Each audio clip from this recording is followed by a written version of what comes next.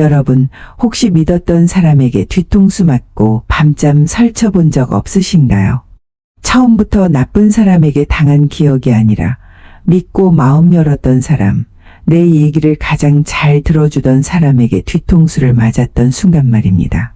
그래서 우리는 늘 이렇게 말합니다. 내가 사람 보는 눈이 없었어. 설마 그 사람이 그럴 줄은 몰랐지. 하지만 냉정하게 말하면 그 사람은 갑자기 변한 게 아닙니다. 우리가 애써 보지 않으려고 무시했던 신호들이 조용히 쌓여 있었을 뿐입니다. 오늘 영상에서는 겉으로는 착하고 좋은 사람처럼 보이지만 가까이 두는 순간 당신의 감정, 시간, 인생을 갉아먹는 소름 돋는 인간 유형 7가지를 말씀드리겠습니다. 이 영상은 사람을 미워하라고 만든 영상이 아닙니다. 사람을 구별하라고 만든 영상입니다. 지금 바로 시작합니다. 첫째, 무조건 남 탓하는 책임전가형입니다. 주변에 꼭 한 명쯤은 있는, 같이 있으면 기운 빠지게 만드는 사람 말입니다. 그들의 말버릇은 늘 한결같습니다.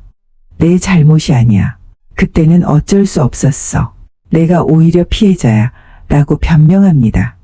살다 보면 누구나 실수는 할 수 있습니다. 하지만 이들에게는 반성이라는 단어가 머릿속에 아예 없습니다. 대신 그 빈자리를 메울 기막힌 핑곗거리와 희생양을 찾는 데만 혈안이 되어 있습니다. 역사 속에서도 이런 유형의 대표적인 인물을 찾을 수 있습니다. 바로 미국의 제37대 대통령 리처드 닉슨입니다. 세상을 뒤흔든 워터게이트 사건이 터졌을 때 그는 모든 책임을 자신의 참모들과 언론의 음모로 돌렸습니다. 나는 절대로 관여하지 않았다 고 말하며 그는 전 국민 앞에서 끝까지 자신의 결백을 주장했지만 결정적인 증거가 드러나자 결국 불명예스럽게 사임했습니다. 정말 무서운 점은 무엇인지 아십니까? 그는 마지막 순간까지도 자신의 과오를 인정하지 않았다는 점입니다. 닉슨처럼 무조건 남 탓으로 돌리고 보는 사람들은 자신의 부족함을 인정할 용기가 없어 그 공포를 타인에게 떠넘겨버리는 것입니다. 심리학에서는 이처럼 자신의 부정적인 감정이나 잘못에 대한 불안감을 타인에게 떠넘기는 방어기제를 투사라고 부릅니다. 이것은 마치 거울에 비친 자기 모습이 보기 싫어서 거울을 깨버리는 것과 같습니다. 하지만 분명히 알아야 할 사실이 있습니다. 잘못을 인정하는 것은 부끄러움이 아니라 인간이 가질 수 있는 가장 고귀한 양심이라는 점입니다. 남을 탓하며 얻는 순간의 안도감은 결국 자기 성장의 기회를 영원히 박탈할 뿐입니다. 둘째, 감정을 연기하는 가면형입니다. 주변에 이런 사람 꼭 있죠? 처음엔 세상에 둘도 없는 소울메이트처럼 다가왔는데 어느 순간 가장 깊은 상처를 입히고 떠나는 사람, 바로 가면형 인간입니다.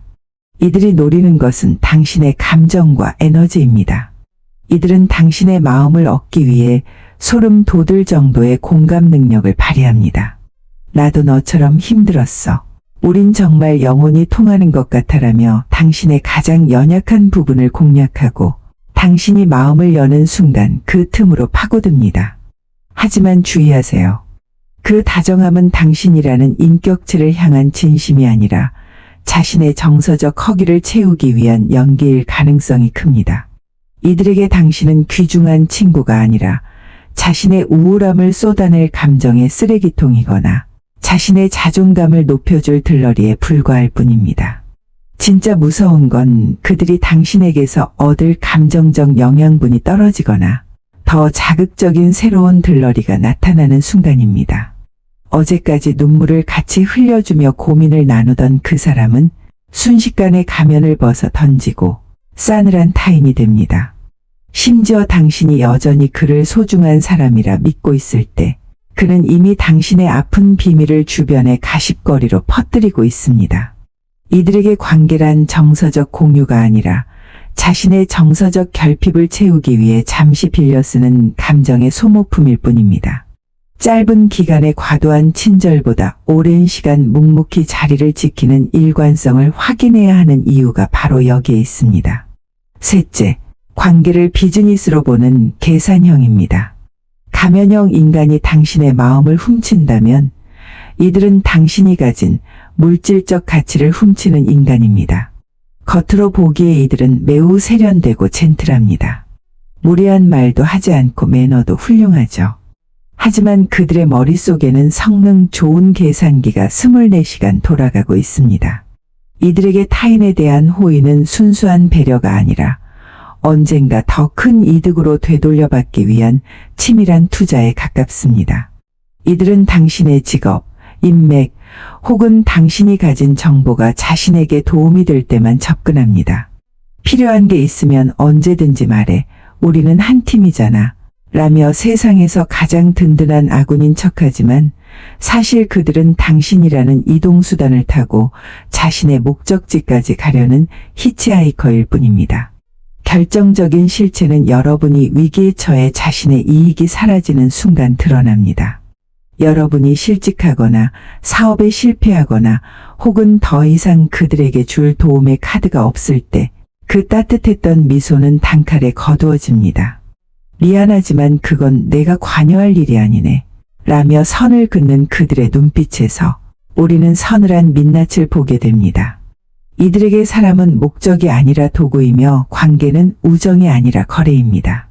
단물이 빠졌을 때 등을 돌리는 사람은 애초에 여러분과 같은 길을 걷던 동반자가 아닙니다. 그는 단지 당신에게 물질적으로 기생하려 했던 기생충과 같은 존재일 뿐입니다. 넷째, 힘이 생기면 돌변하는 갑질형입니다. 자리가 사람을 만든다는 말이 있죠. 이들은 직급, 나이, 재력 등 무엇이든 자신이 상대보다 조금이라도 우위에 있다고 느끼는 순간 말투와 눈빛, 태도가 180도 변합니다. 이들은 강자 앞에서는 납작 엎드리지만 약자라고 판단되는 순간 상대를 무참히 짓밟으며 자신의 존재감을 확인하는 전형적인 강약 약강의 태도를 보입니다. 정말 슬프지만 놀라운 사실은 과거의 을의 위치에서 누구보다 고통받았던 사람조차 갑의 위치에 올라가면 훨씬 더 가혹한 가해자가 되기도 한다는 점입니다. 나도 그땐 다 참았어. 요즘 애들은 왜 이래? 라며 이중인격자처럼 말합니다. 자신이 겪은 고통을 약자에게 똑같이 쏟아내면서 자신의 과거를 보상받으려는 이 같은 뒤틀린 처사는 과거의 자신과 같은 처지에 놓인 이들의 마음을 더욱 아프게 찌릅니다. 이런 사람들은 권력을 쥐는 순간 타인을 언제든 갈아 끼울 수 있는 일회성 부품처럼 여기는 비인간적 가치관에 빠지게 됩니다.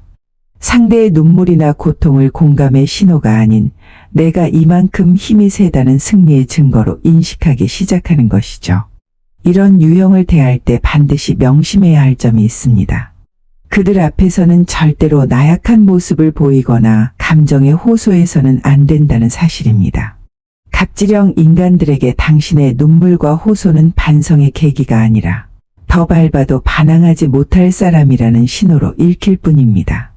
그들의 무례함에는 감정에 휘둘리지 말고 냉정하고도 단호한 태도로 임하십시오. 그들에게 확실한 레드카드를 보여주는 것만이 그들의 폭주를 멈추게 할 유일한 브레이크입니다. 5. 관계를 깨뜨리는 이간질형입니다. 인간관계라는 관계의 끈을 가장 처참하게 끊어버리는 존재는 바로 이간질형 인간입니다.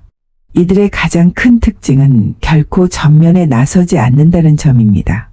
대신 A와 B 사이를 아주 은밀하고 부지런히 오가며 과장과 거짓말을 툭 던져놓고 사라집니다. 그러고는 두 사람이 서로를 의심하고 증오하며 싸우는 과정을 뒤에서 즐기면서 구경을 하죠. 그들이 사용하는 가장 상투적인 수법은 위장된 선회입니다. 아주 조용한 곳으로 당신을 불러내 걱정스러운 표정을 지으며 이렇게 말합니다. 이건 정말 너를 위해서 하는 말인데 사실 그 사람이 너 없을 때 내 욕을 그렇게 하더라. 너만 바보 되는 것 같아서 알려주는 거야. 라고 당신을 위하는 것처럼 말해줍니다. 하지만 기억하세요. 그것은 당신을 위한 충언이 아니라 둘 사이를 갈라놓기 위한 의도된 모함일 뿐입니다. 그리고 정작 이간질로 인해 관계가 파탄나면 난 그저 내가 상처받을까봐 걱정돼서 말해준 것뿐이야. 너희가 이렇게까지 예민하게 반응할 줄은 몰랐어. 라고 자신과는 무관한 듯이 발을 뺍니다. 결국 진흙탕에서 싸우는 건 두 사람이고 이간질한 사람은 중재자인 척 가면을 쓴 채 두 사람의 머리 꼭대기에 올라앉아 있었던 것입니다. 국민 MC 신동엽 씨도 인생에서 가장 멀리해야 할 유형으로 남의 말을 옮기는 뒷담화를 하는 사람으로 단호하게 말한 바 있습니다. 심리학에서는 이런 행태를 스플리팅 즉 갈라치기라고 설명합니다. 두 사람 사이를 갈라놓아 양쪽 모두를 심리적으로 고립시키고 그 틈에서 자신이 정보의 우위를 점해 관계의 주도권을 장악하려는 비겁한 통제 전략입니다. 만약 누군가 너를 위해 하는 말이라며 타인의 험담을 당신의 귀에 배달한다면 그 말의 진위보다 그 말을 전하는 사람의 의도부터 의심하십시오. 진정으로 당신을 아끼는 사람은 당신의 귀에 오물을 넣지 않습니다. 6. 불쌍한 척하는 피해자 코스프레형입니다. 인간관계에서 타인의 에너지를 많이 뺏는 유형은 어떤 사람들일까요? 아마도 만나기만 하면 자기 신세한 탓만 읊어대는 사람일 겁니다. 처음보다 시간이 갈수록 내가 그 사람을 꼭 도와줘야만 할 것 같다는 기분이 든다면 당신은 피해자 코스프레형을 만난 겁니다. 이들은 세상에서 가장 선량하고 불쌍한 표정으로 다가옵니다. 난 항상 운이 없어. 왜 나한테만 이런 가혹한 일이 자꾸 생길까? 라며 끊임없이 자신을 불행의 주인공으로 포장하죠. 하지만 이들이 진짜 무서운 점은 그 눈물과 억울함을 도구로 상대방의 동정심을 유발하는 감정 조작에 능하다는 것입니다. 자신이 분명 잘못된 원인을 제공해 놓고도 난 늘 이용만 당해온 피해자야 라고 말하며 주변 사람들을 순식간에 가해자로 만들어버립니다. 이들에게 호의를 베풀면 고마움은 그때뿐이고 요구는 끝이 없습니다. 어느 순간 당신의 도움을 마치 자신의 권리처럼 당연하게 여기며 조금이라도 기대에 못 미치면 무서운 기세로 섭섭함과 서운함을 쏟아냅니다. 심리학에서는 이런 사람들을 나르시시스트라고 부릅니다. 이들은 타인의 동정심을 자극해 관계의 주도권을 장악합니다. 즉, 약함을 권리처럼 휘두르는 것입니다. 내가 이렇게 아프고 힘드니 당신이 나를 배려하는 것이 당연하다는 논리죠. 결국 도와주던 사람들은 이 정서적 갈취에 지쳐 나가 떨어지지만 그들은 그 상황조차 저 사람도 결국 나를 배신했다며 피해자인 척 행세합니다. 여기서 우리가 꼭 구별해야 할 것이 있습니다. 진정한 약자는 자신의 삶을 스스로 일으키려 했으며 작은 호의에도 진심으로 감사하지만 피해자 코스프레형은 당신의 등에 올라타려고만 합니다.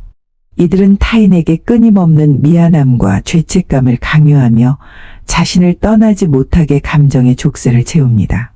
이런 유형에게 속아 당신의 소중한 에너지를 낭비하지 마세요. 감정의 쓰레기통이 되기를 단호히 거부하고 적절한 심리적 거리를 두는 것. 그것이 당신의 영혼을 지키는 유일한 방법입니다. 동정심은 가치 있는 곳에 쓰일 때 빛나는 것이지 누군가의 조종도구로 악용되어서는 안 되는 것입니다. 7. 은혜를 원수로 갚는 배은망덕형입니다. 인간관계에서 가장 치명적인 상처를 입히는 부류. 그들은 바로 은혜를 원수로 갚는 배은망덕형 인간들입니다.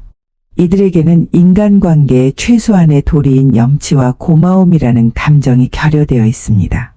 이들은 여러분의 호의를 감사함으로 받는 것이 아니라 자신이 원래 받아야 할 당연한 권리처럼 여깁니다. 심지어 시간이 흐르면 도움을 준 당신을 고마운 은인이 아니라 자신의 가장 초라하고 부끄러운 시절을 알고 있는 불편한 목격자로 취급하며 적대시하기까지 합니다.